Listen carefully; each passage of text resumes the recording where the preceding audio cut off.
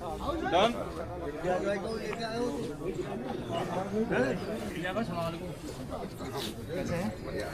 कड़ाके की ठंड में बहन अंकिता भंडारी को न्याय दिलाने के लिए हमारे कांग्रेस महानगर काशी स्वागत करता हूं और मैं चाहूंगा कि एक जोरदार नारे के साथ, चूंकि नारा सर्दी बहुत हो रही है, पर हम नारा इतनी जोर से होना चाहिए कि इस सर्दी में के साथ कांग्रेस पार्टी जिंदाबाद, कांग्रेस पार्टी जिंदाबाद, कांग्रेस पार्टी जिंदाबाद। अंकिता के हथियारों को फांसी दो, फांसी दो, अंकिता के हथियारों को फांसी दो, फांसी दो, अंकिता के हथियारों को फांसी दो, फांसी दो, अंकिता के हथियारों को फांसी दो, फांसी दो। क्योंकि मेरी इलेक्ट्रॉनिक मीडिया और पत्रकार बंधुओं से ये अपील है कि चूंकि बहुत सारे लोग हमारे अभी रास्ते में हैं, सर्दी की वजह से अभी पहुंच नहीं पाए हैं, तो थोड़ा सा और इंतजार। साल 3 महीने हो चुके लगभग।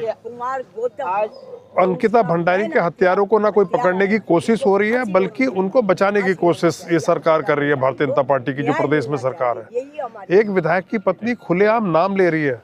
भाई आप क्यों नहीं सीबीआई की जांच करवाते, क्यों नहीं आप उनको फांसी की सजा दिलवाते हो, जितना इतना जघन्य अपराध हुआ है। सिर्फ यही हमारी एक मांग है कि अंकिता भंडारी के हत्यारों को फांसी दो। सरकार का ये कहना है कि अगर आपके पास कोई सबूत है तो वो वहाँ पर। अरे क्या हम सीबीआई हैं क्या? अगर हमारे पास सबूत है तो आप हमारी बात क्यों नहीं मान रहे? आप सीबीआई की जांच कराओ ना, सबूत है। विधायक की पत्नी कह रही है मेरे पास सबूत है। भारतीय जनता पार्टी आंखों को वो कहते हैं ना सबूत है मेरे पास, क्यों नहीं उससे सबूत ले रहे? क्या एजेंसी नपुंसक हो चुकी है जो कि सबूत भी नहीं उन्हें मिल रहे इतने बड़े हत्याकांड के? क्या खुद मर गए अंकिता भंडारी? हम चाहते हैं कि अंकिता अब आगे की क्या रणनीति ये है कि जब तक उसके हत्यारों को फांसी नहीं मिलेगी, जब तक भारतीय जनता पार्टी के जो बड़े नेता हैं अगर उन्हें बचाने की कोशिश करेगी तो हम ईंट से ईंट बजा देंगे। हम सरकार नहीं चलने देंगे इस प्रदेश में। एक ही सूत्री मांग है कि आप एक पहाड़ की निर्दोष बेटी की हत्या के अगर हत्यारों को नहीं ढूंढ सकते तो आप नपुंसक हैं। बिल्कुल। अब आगे की क्या, किस तरीके से देखते हैं सरकार की जो रणनीति रही है इस पूरे मामले पर, किस तरीके से? सरकार लगातार अपने नेताओं को बचाने की कोशिश कर रही है, पर कांग्रेस ऐसा बिल्कुल नहीं होने देगी। हम संघर्ष करेंगे, सड़क पे करेंगे, विधानसभा में करेंगे, जिस स्तर पर हमें संघर्ष करना होगा हम करेंगे। हम मर जाएंगे पर इसके हत्यारों को फांसी दिलवा कर रहेंगे, अंकिता को न्याय दिलवा कर रहेंगे। स्वागत है। मैं आज पूरे बार एसोसिएशन के पूरे अध्यक्ष वरिष्ठ कांग्रेसी आदरणीय सम्मानित श्री उमेश जोशी एडवोकेट जी से निवेदन करूंगा अपने विचार रखने की कृपा करें। मानवता से सरोकार होगा, जिसे भी इस पहाड़ की बेटी से, हर किसी के घर में बहन और बेटियां हैं, जो अपने परिवार को देखेगा और भारतीय जनता पार्टी की करतूत को देखेगा और भारतीय जनता पार्टी से इस्तीफा ही देगा। क्या करेगा आखिर वो?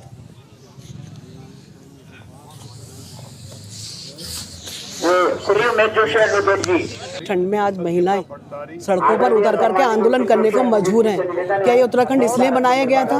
इन महिलाओं ने इसलिए शहादत दी थी कि आज अपनी बेटियों के और अपनी बहनों के सम्मान के लिए हमें लड़ाई लड़ने के लिए सड़कों पर उतरना पड़ेगा। जो महिलाएं हाथ में दराती लेकर उत्तराखंड का निर्माण कर सकती हैं, वो इस सरकार की जड़ें काट करके इस सरकार को बर्खास्त करने का काम भी कर सकती हैं।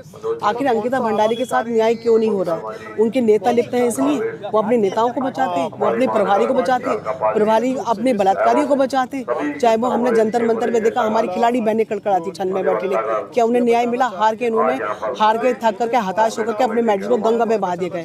ये बीजेपी सरकार के कार्यकाल की मैं आपको बात बता रही हूँ, जो ये कहती है बीजेपी का नारा है कि बेटी पढ़ाओ बेटी बचाओ। और आज उत्तराखंड के आप हालात देखिए। उत्तराखंड पहला राज्य है महिला उत्पीड़न के श्रेणी में, पहला राज्य बन गया है जब महिला उत्पीड़न की घटनाएं सबसे ज्यादा होती है। उनको अगवा करने की, उनको अपहरण करने की, उनके बलात्कार की घटनाएं सबसे ज्यादा हो रही है। और आज अंकिता भंडारी को देखिए, लगातार 3 सालों से पूरी कांग्रेस पार्टी सड़कों पे, हमारे वरिष्ठ नेताओं ने सड़कों पर उतर करके लड़ाई लड़ी है, लेकिन आज तक भी वीआईपी का नाम उजागर होने के बाद न्याय नहीं हुआ है। हम इस लड़ाई को डट के लड़ेंगे, न्याय मिलने तक हम लोग डट के, सब लोग एकजुट होकर लड़ाई को लड़ेंगे जब तक सीबीआई जांच नहीं होती। जिस तरीके से वीआईपी का नाम आया है इसमें, उसको कहीं ना कहीं सरकार के द्वारा बचाया जा रहा है, ये कहना है बीजेपी के कुछ कार्यकर्ताओं का, जो इस्तीफे भी दे रहे हैं। इस पर आपका क्या कहना है? ये तो हम लोग स्पष्ट तरीके से कह रहे हैं, वीआईपी का नाम उजागर हो चुका है। अगर अब भी सरकार के मौन है, सबको पता चल चुका है कि वीआईपी कौन है, और स्पष्ट ऑडियो है, वीडियो है। उर्मिला सनोवर कह रही है कि अगर मैं गलत हूँ तो मेरी साक्ष्यों की जांच कराइए। सारी एजेंसियां होने के बावजूद क्यों नहीं सरकार जांच करा रही है? स्पष्ट करे, दूध का दूध पानी का पानी हो जाएगा, दोषी को सजा होनी चाहिए। और आप मानते हैं उर्मिला सनोवर को ये जो साक्ष्य हैं कोर्ट में पेश कर देने चाहिए? जब सारी एजेंसी सरकार के पास है तो क्यों नहीं उर्मिला सनोवर के खिलाफ कार्रवाई करती है? अगर वो गलत साक्ष्य प्रस्तुत करती है, अभी तक कोई कार्रवाई हुई? आपने देखा वो चीख के चिल्ला के कह रही है अंकिता भंडारी को न्याय देने के लिए वो डटी हुई है। हम सब लोग कांग्रेस पार्टी के लोग सब यहाँ पर अंकिता भंडारी की सीबीआई जांच तक के लिए जब तक संतुष्टि नहीं करते, धामी जी जो पूरी तरह से मौन धारण किए हुए, हम लोग इस तरह मैदान में डटे रहेंगे। पर चलता रहेगा। धन्यवाद, बहुत बहुत धन्यवाद आदरणीय उमेश जोशी जी।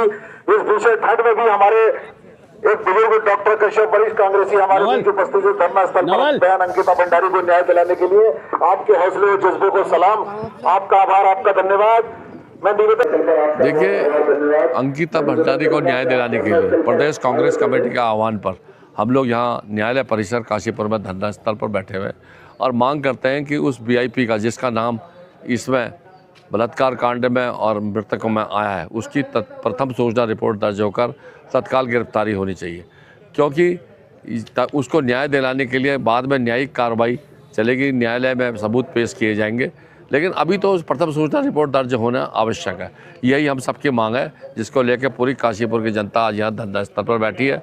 हमारे नेता प्रतिपक्ष जी गदरपुर में धरना स्थल पर बैठे हुए, उनके नेतृत्व में भी बहुत से लोग यहाँ से भी गए और हम लोग भी यहाँ पूरे विधि कांग्रेस समेत सारे अधिवक्तागण आज ये मांग कर रहे हैं।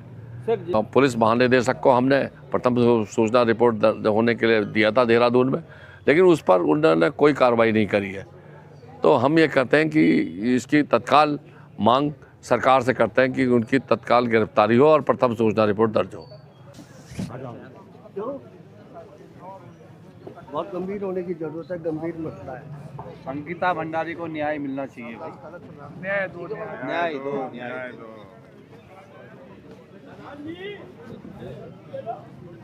हाँ, ये डिमांड रहना चाहिए कि हम आंदोलन में थे।